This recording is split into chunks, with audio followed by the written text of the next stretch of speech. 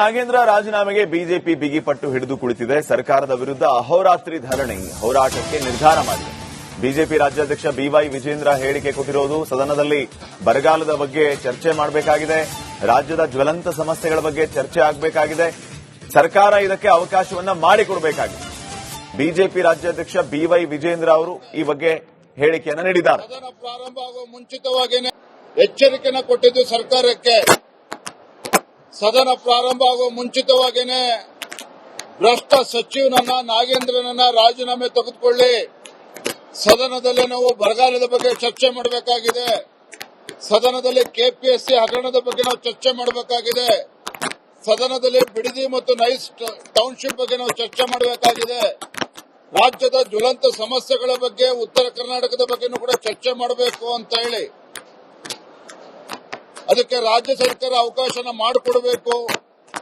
ಭ್ರಷ್ಟ ಸಚಿವನನ್ನ ಕೈ ಬಿಡಬೇಕು ಅಂತ ಹೇಳಿದ್ರು ಕೂಡ ಇವತ್ತು ನಾಟಕ ಆಡಿಕೊಂಡು ಇವತ್ತು ನಾಗೇಂದ್ರ ಅವರಿಗೆ ಮತ್ತೊಂದು ಇಲಾಖೆ ನಮ್ಮನ್ನ ಕೊಟ್ಟಿದ್ದಾರೆ. ಮಾತೆತ್ತಿದ್ರೆ ಕಾಂಗ್ರೆಸ್ನವರು ಬಾಬಾ ಸಾಹೇಬ್ ಅಂಬೇಡ್ಕರ್ ಹೆಸರನ್ನ ಹೇಳ್ತಾರೆ. ಸಂವಿಧಾನದ ಪುಸ್ತಕವನ್ನ ರಾಹುಲ್ ಗಾಂಧಿ ಅವರು ಆದಿಯಾಗಿ ಕೈಯಲ್ಲಿ ಹಿಡ್ಕೊಂಡು ದೇಶ ಸುತ್ತಾರೆ. ಎಚ್ಚರಿಕೆನ ಕೊಟ್ಟಿದ್ದು ಸರ್ಕಾರಕ್ಕೆ.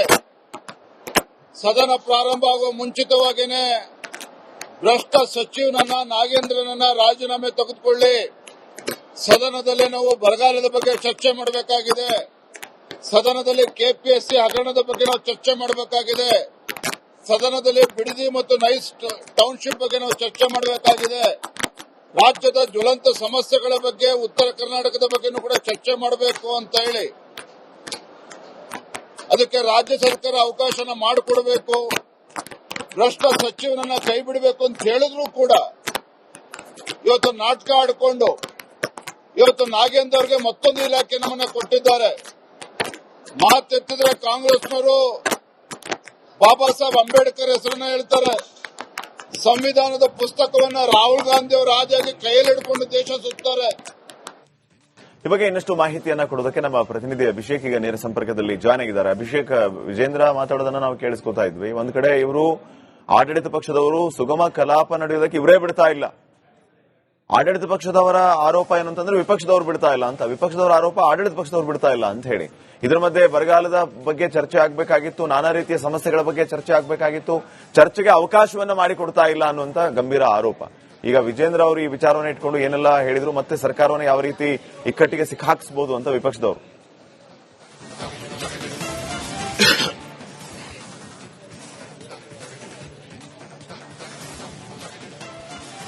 ಸದ್ಯದ ಮಟ್ಟಿಗೆ ಫ್ರೀಡಂ ಪಾರ್ಕ್ ನಲ್ಲಿ ಒಂದು ಪ್ರತಿಭಟನೆಯನ್ನ ಮಾಡ್ತಾರೆ. ವಿಧಾನಸೌಧದ ಎಕ್ಸಿಟ್ ಗೇಟ್ ಬಳಿ ಮುತ್ತಿಗೆಯನ್ನ ಹಾಕುವಂತ ಕೆಲಸವನ್ನ ಮಾಡ್ತಾರೆ. ಮತ್ತೊಂದು ಕಡೆಗೆ ಅಧಿವೇಶನದ ಒಳಗೆ ಪ್ರತಿಭಟನೆಯನ್ನ ಮುಂದುವರಿಸಿರುವಂತದ್ದು. ಕಾರಣ ಏನಂದ್ರೆ ನಾಗೇಂದ್ರ ರಾಜೀನಾಮೆ ಕೊಡೋವರೆಗೂ ಕೂಡ ಅಧಿವೇಶನ ನಡೆಯೋದಕ್ಕೆ ಬಿಡೋದಿಲ್ಲ. ಯಾಕೆಂದ್ರೆ ಒಬ್ಬ ಕಳಂಕ ಹೊತ್ತಿರುವಂತಹ ಸಚಿವ ಅಧಿವೇಶನದಲ್ಲಿ ಕುಳಿತುಕೊಳ್ಳೋದಕ್ಕೆ ಅಷ್ಟರ ಮಟ್ಟಿಗೆ ಬಿಜೆಪಿ ಅಥವಾ ಜೆಡಿಎಸ್ ಆಗಲಿ ಅಂದ್ರೆ ವಿಪಕ್ಷದಲ್ಲಿ ಇರೋದ್ರಿಂದ ಒಪ್ಪೋದಿಲ್ಲ. ನಾವು 187 ಕೋಟಿ ಅಂತ ನಾವು ಆರೋಪ ಮಾಡಿದ್ವಿ. ಮುಖ್ಯಮಂತ್ರಿ ಸಿದ್ದರಾಮಯ್ಯನವರ ಕಾಲದಲ್ಲೇ ಇಲ್ಲ 87 ಕೋಟಿ ಅಂತ ಅವರೇ ಒಪ್ಕೊಂಡಿದ್ರು. ಇಲ್ಲಿಗೆ ಒಬ್ಬ ವ್ಯಕ್ತಿ ತಪ್ಪು ಮಾಡಿದ್ದಾನೆ, ಆತ ಜೈಲಿಗೆ ಹೋಗಿ ಬಂದಿದ್ದಾನೆ, ಆದರೂ ಕೂಡ ಆತನ ವಿರುದ್ಧ ಕೇಸ್ಗಳು ನಡೀತಾ ಇದೆ. ಇನ್ನ ಪುರಾವೆ ಆತನ ವಿರುದ್ಧ ಇರುವಂತಹ ಸಂದರ್ಭದಲ್ಲಿ ಮತ್ತೊಮ್ಮೆ ಆತನನ್ನ ಸಚಿವನಾಗಿ ಸ್ವೀಕಾರ ಮಾಡಿರುವಂತದ್ದು, ಪ್ರಮಾಣ ವಚನ ನೀಡಿರುವಂತದ್ದು ಎಷ್ಟರ ಮಟ್ಟಿಗೆ ಸೂಕ್ತ ಅನ್ನೋ ಒಂದು ಪ್ರಶ್ನೆಯನ್ನಿಟ್ಟು ಬಿಜೆಪಿ ಕಳೆದ ಒಂದು ವಾರದಿಂದ ಪ್ರತಿಭಟನೆಯನ್ನ ಮಾಡುತ್ತಿರುವಂತದ್ದು ಅಧಿವೇಶನದ ಒಳಗೆ ಹಾಗೂ ಹೊರಗಡೆ.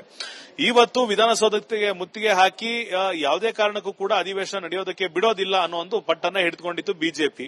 ಇದೇ ಕಾರಣದಿಂದ ಒಂದೇ ಪ್ರದೇಶದಲ್ಲಿ ಏನಾದರೂ ಪ್ರತಿಭಟನೆಯನ್ನ ಮಾಡಿದ್ರೆ ಅಷ್ಟೂ ನಾಯಕರು ಒಮ್ಮೆಲೆ ಪೊಲೀಸರ ವಶಕ್ಕೆ ಹೋಗಬೇಕಾಗುತ್ತೆ. ಅದರ ಬದಲಿಗೆ 3 ರಿಂದ 4 ಕಡೆ ಪ್ಲಾನ್ ಮಾಡ್ಕೊಂಡಿದ್ರು. ವ್ಯವಸ್ಥಿತವಾಗಿ ಸರ್ಕಾರಕ್ಕೆ ಬಿಸಿ ಮುಟ್ಟಿಸುವಂತ ಕೆಲಸವನ್ನ ಮಾಡ್ತೇವೆ ಅಂತ ಈಗ ಬಿಜೆಪಿ ಹಾಗೂ ಜೆಡಿಎಸ್ ನಿರ್ಧಾರ ಮಾಡಿತ್ತು. ಮತ್ತೊಂದು ಕಡೆಗೆ ಇವತ್ತು ಅಹೋರಾತ್ರಿ ಪ್ರತಿಭಟನೆಯನ್ನು ಕೂಡ ನಾವು ಮುಂದುವರಿಸಬೇಕು, ನಾಳೆ ರಾಜೀನಾಮೆಯನ್ನ ಪಡೆದೇ ತೀರಬೇಕು ಅನ್ನೋದು ಲೆಕ್ಕಾಚಾರದಲ್ಲಿ ಇದ್ದಂತ ಬಿಜೆಪಿ ಹಾಗೂ ಜೆಡಿಎಸ್ಗೆ ಮತ್ತೊಂದು ಶಾಕರ್ ಕಾದಿದೆ ಅಂತ ಹೇಳಿದ್ರು ಕೂಡ ತಪ್ಪಿಲ್ಲ. ಕಾರಣ ಏನಂದ್ರೆ ಇವತ್ತು ತಡ ಆದ್ರೂ ಪರವಾಗಿಲ್ಲ, ಅಧಿವೇಶನವನ್ನು ಇವತ್ತೇ ಮುಗಿಸಬೇಕು ಅಂತ ತೀರ್ಮಾನ ಮಾಡದಂತೆ ಕಾಣ್ತಿದೆ. ಯಾಕೆಂದ್ರೆ ಅಸೆಂಬ್ಲಿನಲ್ಲಿ ಪಾಸ್ ಆದಂತಹ ಬಿಲ್ಗಳನ್ನ ಈಗ ಪರಿಷತ್ ಕಳಿಸಲಾಗಿದೆ. ಅದನ್ನು ಕೂಡ ಪಾಸ್ ಮಾಡಿಕೊಂಡು ಇವತ್ತೇ ಬಹುತೇಕ ಅಂತಿಮ ಅಂದ್ರೆ ಮಳೆಗಾಲದ ಅಧಿವೇಶನಕ್ಕೆ ಫುಲ್ ಸ್ಟಾಪ್ ಇಡುವಂತ ಸಾಧ್ಯತೆ ಇದೆ ಅನ್ನೋ ಒಂದು ಲೆಕ್ಕಾಚಾರ ಈಗ ಕಂಡು ಬರ್ತಿರುವಂತದ್ದು. ಮತ್ತೊಂದು ಕಡೆಗೆ ಯಾವುದೇ ಕಾರಣಕ್ಕೂ ಕೂಡ ಕಾಂಗ್ರೆಸ್ ಅಲ್ಲ ಈ ಒಂದು ಅಧಿವೇಶನ ನಡೆಯೋದಕ್ಕೆ ಬಿಡದೇ ಇರುವಂತದ್ದು, ಬದಲಾಗಿ ಬಿಜೆಪಿ ಹಾಗೂ ಜೆಡಿಎಸ್ ನಿಂದ ರಾಜ್ಯದ ಜನರ ತೆರಿಗೆ ಹಣವನ್ನ ಪೋಲು ಮಾಡಲಾಗ್ತಿದೆ.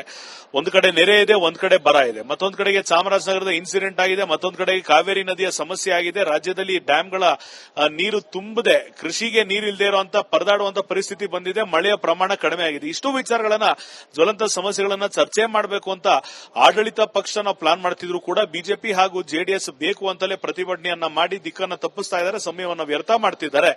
ರಾಜ್ಯದ ಜನರಿಗೆ ಏನಾದ್ರೂ ಮೋಸ ಆಗ್ತಿದೆ ಅಥವಾ ರಾಜ್ಯದ ಜನರಿಗೆ ಏನಾದ್ರೂ ಸಮಸ್ಯೆ ಆಗ್ತಿದೆ ಅಂದ್ರೆ ಅದು ನೇರವಾಗಿ ಬಿಜೆಪಿ ಹಾಗೂ ಜೆಡಿಎಸ್ ಇಂದ. ಯಾಕಂದ್ರೆ ರಾಜ್ಯದ ಜನರ, ರೈತರ ಸಮಸ್ಯೆಗಳಿಗೆ ಪರಿಹಾರವನ್ನ ನೀಡದೆ ಅವರ ಸಮಸ್ಯೆಗಳನ್ನ ಮುಂದುವರಿಸೋದೇ ಬಿಜೆಪಿ ಹಾಗೂ ಜೆಡಿಎಸ್ ನ ಒಂದು ಹಾರ್ಟ್ ಬೀಟ್ ಆಗಿದೆ. ಆ ಲೆಕ್ಕಾಚಾರದಲ್ಲಿ ಬಿಜೆಪಿ ಹಾಗೂ ಜೆಡಿಎಸ್ ಕೆಲಸ ಮಾಡ್ತಿದೆ ಅಂತ ಕಾಂಗ್ರೆಸ್ ಆರೋಪ ಮಾಡ್ತಿರುವಂತದ್ದು. ಆದ್ರೆ ಈ ಪೊಲಿಟಿಕಲ್ ಡ್ರಾಮಾ ನಡುವೆ ಖಂಡಿತವಾಗಿಯೂ ಜನರ ಸಮಸ್ಯೆ ನಿರ್ಲಕ್ಷ್ಯಕ್ಕೆ ಒಳಗಾಗಿದೆ. ರಾಜ್ಯದ ಸಮಸ್ಯೆಗಳನ್ನ ಪೂರ್ಣ ಪ್ರಮಾಣದಲ್ಲಿ ಮಾತುಕತೆ ನಡೆಸೋದಕ್ಕೆ ಆಗ್ತಾ ಇಲ್ಲ. ಏನಿದ್ರು ಕೂಡ ರಾಜಕೀಯ ಪಕ್ಷಗಳು ತಮ್ಮ ವಿರುದ್ಧ ಇರುವಂತ ಒಂದು ರಾಜಕೀಯ ಸಮಸ್ಯೆಗಳನ್ನ ಸೆಷನ್ ನಲ್ಲಿರ್ಬೋದು, ಕೌನ್ಸಿಲ್ ನಲ್ಲಿರ್ಬೋದು ತೀರಿಸಿಕೊಳ್ಳುವಂತ ಪ್ರಯತ್ನ ಮಾಡ್ತಿದೆ ಅಂತ ಇಲ್ಲಿ ನಾವು ಗಮನಿಸಬೇಕಾಗಿರುವಂತದ್ದು. ಅಲ್ಲಿಗೆ ಯಾವುದೇ ರಾಜಕೀಯ ಪಕ್ಷ ಕೌಂಟರ್ ಕೊಟ್ಟರು ಪ್ರತಿ ಕೌಂಟರ್ ಕೊಡೋದಕ್ಕೆ ಮತ್ತೊಂದು ಪಕ್ಷ ಸಿದ್ಧವಾಗಿದೆ ಅನ್ನೋದನ್ನ ನಾವಿಲ್ಲಿ ಗಮನಿಸ್ತಾ ಇದ್ದೇವೆ. ಕಾದು ನೋಡಬೇಕು ಸಂಜೆವರೆಗೂ ಏನಾಗುತ್ತೆ ಅಂತ. Shripad. Okay, thank you Abhishek.